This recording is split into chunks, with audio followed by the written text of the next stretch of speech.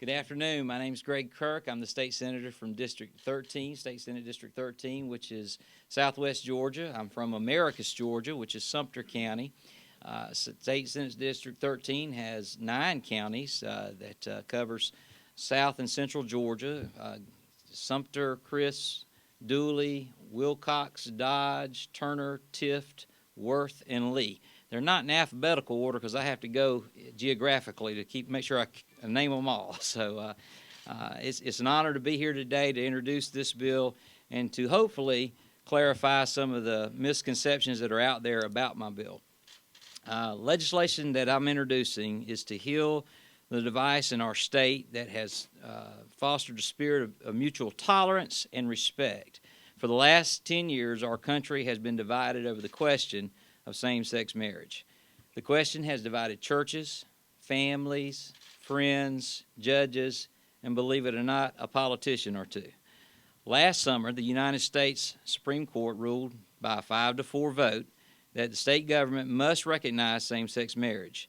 Not everyone in the country agrees with the ruling or the change in the definition of marriage. However, it is currently the law of the land. Be very clear about that. The question is, how do we move forward in Georgia?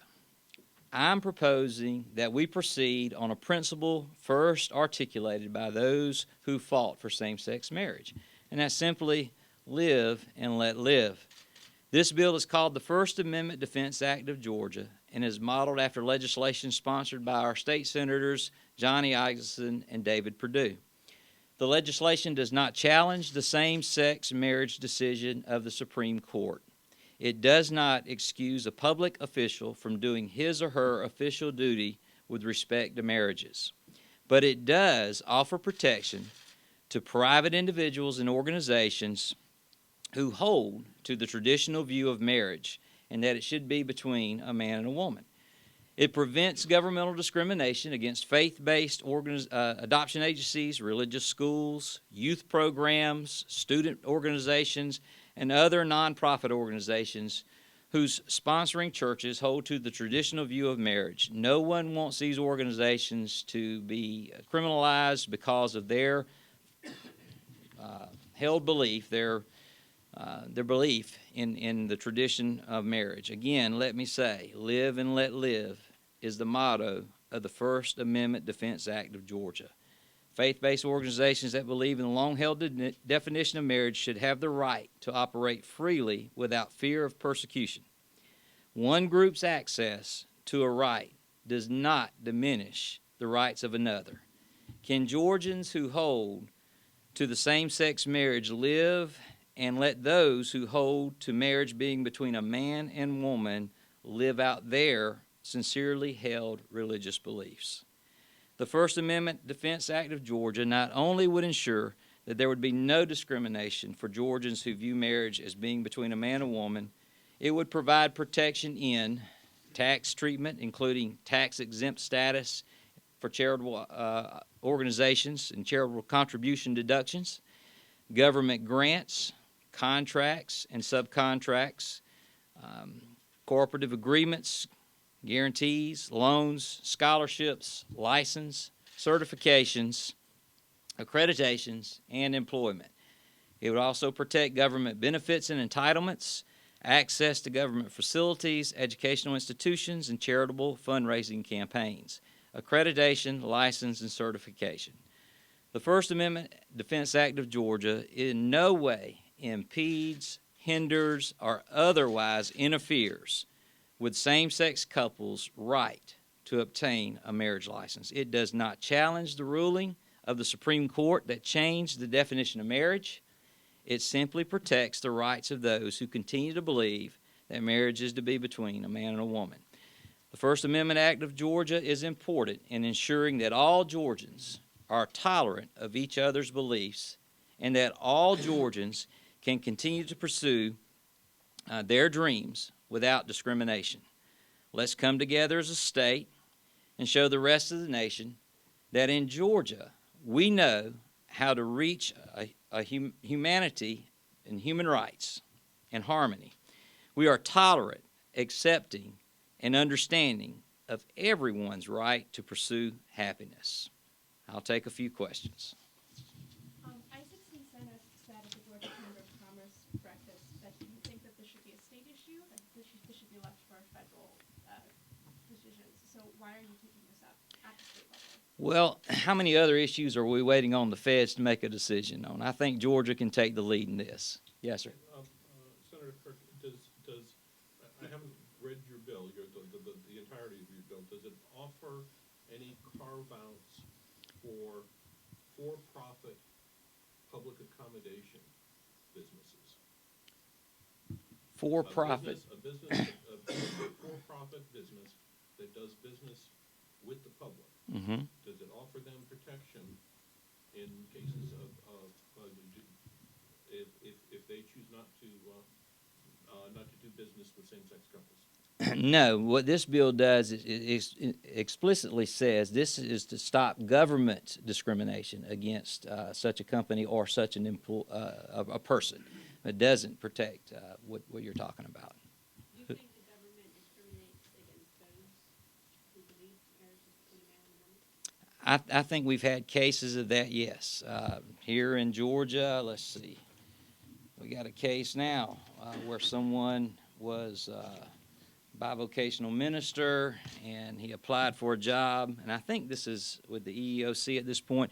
Eric Walsh, is anybody familiar with that case? This was a state employee who was also a bivocational minister who had some of his sermon excerpts used against him because he preached against homosexuality. And so we have a case like that already in Georgia. Senator Kirk, you Yes. Said that it doesn't change who would get marriage licenses.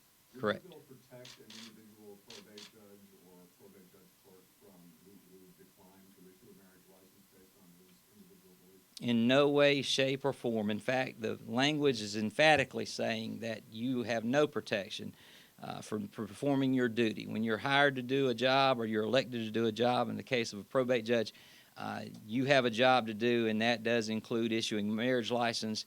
And there is language in the bill that explicitly says it does not give you any excuse to issue a marriage license. Okay, and follow up, you mentioned the one case just a second ago. Do you view this as being a big problem here? View what as being a big problem? Do you view your bill as solving a big problem in Georgia? I view my bill. You know, it's interesting. You come in late, then you do a follow-up question without even asking. But I view it as being proactive, and I view it as addressing some of the issues, like this one case I've already mentioned to you. We also have a little case with the fire chief here that, because of some of his views, we got some issues about. Y'all are very familiar with that story. So I view it as being proactive in putting Georgia out front and taking the lead for our nation. Senator, your legislation seems to be creating a new protective class against discrimination. Mm-hmm. People who believe in traditional marriage, one man, one woman. Right. Would you be open to further expanding the protected class to include same-sex couples? Discrimination. I've been open from the very beginning. In the vetting of this bill, we vetted it quite a bit. In fact, this is probably the fifth rendition of it. I don't know. I kind of lost count. That will be dropped. I'm open and listening, but I do want to be very particular in pointing out that the problems that we have, just like the cases I've already referred to, deal with the people I'm trying to protect. And I also will say this. It's my opinion that millions of Georgians still hold to the traditional view of marriage, that it is between a man and a woman. And I definitely want to protect them, yes.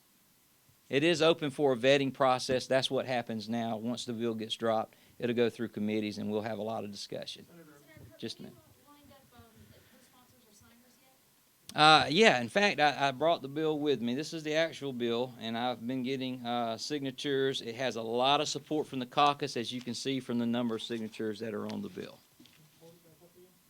Nah.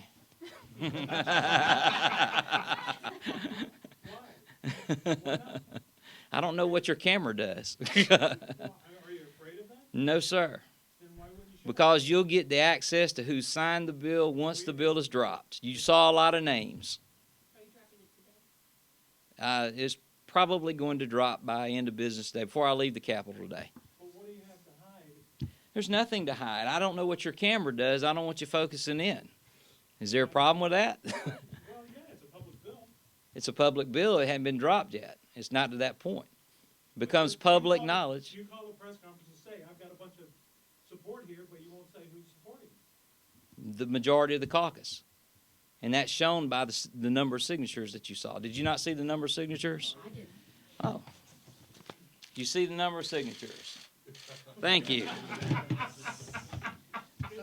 You can actually get the names once I drop the bill. Senator, a version of the bill yesterday, and I don't know what you're going to drop has changed from what was circulated yesterday, but that prompted a lot of criticism from LGBT pundits and groups who said it's basically divisive and a threat to gay couples who have been legally married, and essentially it provides for state-sponsored discrimination against them. Do you respond to that? I don't see that any discrimination against gay couples in this. In fact, I've been very explicit in saying this in no ways impedes, hinders, or hurts them in any way in getting a marriage license. It doesn't excuse a probate judge or a clerk from issuing a marriage license. So I think that's a wrong argument. I don't know what bill was circulated yesterday. I've been pretty protective of this thing along the way. Some of you know because you've asked me and to share it with you, but I wouldn't. But it will be dropped, and you'll be able to read and see the names. How is it different than Senator McCoon's RFRA bill? It's a lot of difference, and we're here to talk about the First Amendment Defense Act, not the RFRA bill. The RFRA bill, in a nutshell, the RFRA bill is a shotgun approach. This is very pinpointed and very specific. Yes, sir. Is your bill for cities that have anti-discrimination ordinances on the books? A business, there's a controversy, a business says, no, we're not going to do business with this couple. City comes in and says, nope, you have to do business with this couple or you're going to get fined. Does your bill stop that? The bill will not allow the government to discriminate against that business because of their belief in the traditional definition of marriage. Senator, Utah last year passed an LGBT anti-discrimination law that also included some religious exemptions. Mhm. County clerks, for example, were required to set up a system where if a same-sex couple came in and a clerk objected, that couple would never know it. Another clerk would step in, handle the transaction, everything would proceed kind of as it's supposed to. Mm-hmm. Does your bill set up anything like that where state government or local government would be required to maintain that same experience regardless of the couple they were working with? Well, and I'm glad you asked the question because that was one of the things that we vetted out as we've gone through discussion of this bill. And no, we did not set up anything. In fact, just the opposite is true.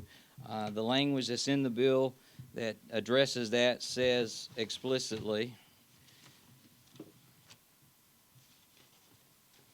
any other provisions of this chapter, notwithstanding nothing in this chapter, shall be applied to afford any protection or relief to a public officer or employee who fails or refuses to perform his or her official duties.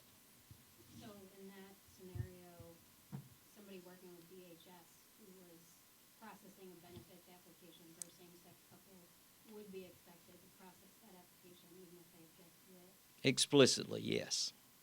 Yeah, there's no protection in this bill to not do your job, no matter who you are. Senator Kirk, in the federal language, which I don't know how closely this mirrors, it says that, marriage is recognized as the union of one man and woman, and that sexual relations are properly reserved for such a marriage. So could this also affect straight couples who are not married? Or is your language different from the federal version in that regard? Well, that's where we started, was with the federal version. I got a copy of it over the summer, and I took it to Legislative Council, and I said, I like this bill. I think it's important. I think we need to do this in Georgia. Let's take this federal language and make it state language, turn it into a state bill. And so I don't know. I don't make the connection that you're drawing about a straight couple and what's the problem. Sexual relations are properly reserved to a married and you're not married. Right. Anybody who's having sex outside of marriage could be impacted by the law. How is that? Unless the government has some type of discrimination against them or brings some kind of action against them, it's not going to protect them in any way or affect them in any way. Well, along the lines of sort of the examples that have come up, this might look like someone refusing process applications or in other ways refusing to provide services for unmarried straight couples Mm-hmm. under the assumption that they are having sex outside of their That clause I read to you handles that. And there's no excuses in this bill for anyone who works for any government agency not to do their job and fulfill their duties. That at that point would become an internal, just like any other job in a private sector or whatever. That becomes an internal human resources issue, and then they have to deal with that internally, and they have policies and procedures to deal with such issues. Yes, ma'am. You at one point you were considering including a provision that would protect the frontline clerks, so to speak, from issuing a license. Just wondering why you decided not to include it. Well, like I said, I'm open, I'm listening, and I'm talking, and I'm vetting this thing out as we go through. And this is about the fourth or fifth rendition or edition of the bill. So I've listened and I heard what the concerns were, and we vetted it out. And in the end, I said, you know what, we need to just remove that from the equation, and that's what I did. Did you hear concerns from the leadership in the Senate about that particular issue in the bill that's now been changed? Oh, I vetted this thing out with leadership in the Senate and people who aren't in leadership in the Senate, people on Georgia Public Broadcasting. I vetted it out all over the place, and the Baptist folks and whoever else I can see in the room I've talked to. I think you and I have talked a little bit. So, yeah, I vetted it with a lot of different people and got a lot of different input, and we'll continue that vetting process as we move forward. But I think we've got a good bill that's going to be dropped and going to be presented, and I think that it is something that will help Georgia, and again, it help us lead the country in how to press forward since the decision of the Supreme Court last year. Yes, ma'am. What would determine what constitutes a sincerely held religious belief or moral conviction? Is it mainly for Christians, or does it also encompass other religions? No, it encompasses other religions as well, whatever a sincerely held religious belief is. And if you go and you show, I mean, I think, if you try to just make stuff up as you go to suit your agenda, then that may be problematic if you don't have doctrine and dogma and all to stand behind you. In other words, if you and I come together and form our own little church, and then you go to work and say, well, our doctrine says this because we wrote it last night and I don't want to do my job anymore, that would be problematic. Yes. Your bill says that, as you've described, would prohibit the government from discriminating against persons who have a religious belief And organizations. or an organization from having who have a religious belief that marriage is between a man and a woman, and that sex should be limited to that kind of relationship. It does not prohibit government discrimination against people who have other views as to marriage or to when sex is appropriate. Would that not make your bill an inappropriate viewpoint discrimination? Because it protects one kind of view about sex and marriage, but not other types of views. The government is free to discriminate against other views. Right. Well, I think as those issues come up, and again, I've named you a couple of cases here in Georgia that are cases this has actually happened, and this is one reason why we need this bill. I don't know of any cases where there's like a same-sex couple, I guess, that you would say that government has discriminated against, and I think that they're protected under the decision of the Supreme Court. That is the law of the land, so I think they have protection already. Senator, how would you mentioned the Atlanta police Coming to you next. the Atlanta fire chief, Yes. and the city says that the Atlanta fire chief was actually fired for forcing his employees to read a book rather than about the content. The views of the book, yes. Yeah, how would this was protected? Well, I think that's yet to be determined in the court case, because the fire chief says something a little bit different than the city does, so that'll be vetted out in the court system. And if it comes out that the fire chief side of the story is correct, then that's when this bill would kick in and protect someone like that. Yes. So kind of a two-part question. You mentioned the fire chief and the other case, Mm-hmm. both of which are moving through either the EEOC or the court system. Right. Isn't that remedy available? And then the second part of that is you mentioned that you vetted the legislation with a lot of different groups. Have you talked with LGBT groups about the bill? That's a good question. That's a real good question. None of the groups have come to me to talk to me. I've had other groups come to me and talk to me. So what I have done, I mean, look, I'm 52 years old. I've grown up with friends who now live a gay lifestyle, but they're still very close friends to me, and I care deeply about them. And I have shared this with some of my friends and asked their viewpoint as well, and that's been part of my vetting process. May not be as big and all as maybe it could have been, but again, none of those groups have come to me to ask to vet this process. And the first part of the question about the EEOC and the court system being available for people like the fire chief and the other person to take their complaints there, that there's already an existing remedy for folks who feel like they may have been discriminated against. Yeah, but the reason we come together as a General Assembly and we talk about different bills and issues that are going on is so that we can pass laws to try to keep people out of court. I mean, we don't want to say that court's going to be the answer of every situation, so why not be proactive, and especially on an issue like this. Any other questions? I actually have one last question. So we talked a lot about marriage licenses and stuff, but there's another piece of this that I want to get some clarity on. Okay. So for queer folks, low-income queer folks who rely on charities and other organizations, whether it's a food bank or a homeless shelter, how might they be impacted by this legislation? So if a young gay person is trying to go to a homeless shelter that's run by a charity or run by some kind of non-governmental entity, how would they be impacted by this if that entity asserts that they don't believe in gay marriage? Well, I don't know of any cases where we've had an issue where a gay person, I guess, went to a food bank. Was that your example? And then they were turned away? Is that what your concern is because of their belief? I don't know any organization that puts out. I mean, I know a lot of churches. In fact, the food bank down in Americus, I'm familiar with the board there and the work that they do. And it's a conglomerate of churches that come together and do that. And I don't think they have any doctrinal statements that they make. They hand out groceries, and that's what they do, and it doesn't matter. And, the Bible says meet people where they are, and that's what I think most charitable organizations try to do. So I don't know that they believe that doctrine over to any kind of community drive or community type of relief that they're trying to give through their charitable organizations. So I don't know that would be an issue. But would this provide protections? I mean, could a nonprofit or could another non-government entity assert that because they don't agree with gay marriage, they don't have to provide those services to that part of the population? Well, let me carry it to another level where it makes a little more sense to me anyway, because I'm a little slow at catching on sometimes. So, your Catholic adoption agencies, they tend on, I believe, my understanding is this, that they only adopt to families that were married in the Catholic Church. Well, the Catholic Church doesn't recognize same-sex marriage as of yet that I'm aware of. And so that means they wouldn't do an adoption for a same-sex couple. So, yeah, that they would be protected as a result of this bill, yes.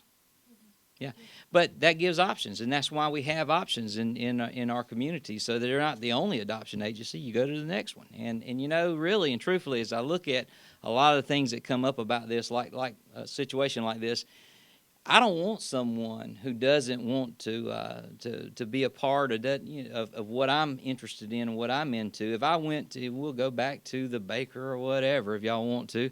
Even though this bill has nothing to do with that. But if you told me you didn't want to participate in my marriage or you didn't want to help me in some way, shape, or form, guess what? I'm going to go down the street to somebody who does, and somebody who would be a little more friendly to me and my beliefs and my doctrine. There's a lot of religious beliefs. It's not just Christianity. So that's my viewpoint on that whole argument. One last question, and I'm done. Thank y'all.